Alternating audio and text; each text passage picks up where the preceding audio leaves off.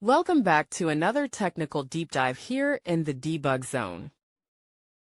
Today we're tackling a big question and breaking it down with insights from other users. Hopefully this clears up some misconceptions and helps you get the answer you need. So buckle up, stay a little curious, and let's jump right in.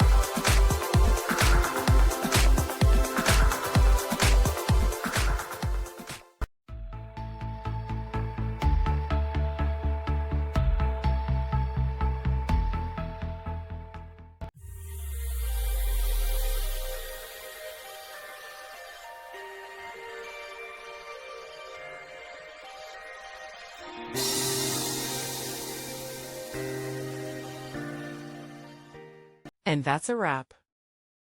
I hope you found the answer you were looking for. If you did, take a second to hit that subscribe button. It really helps out.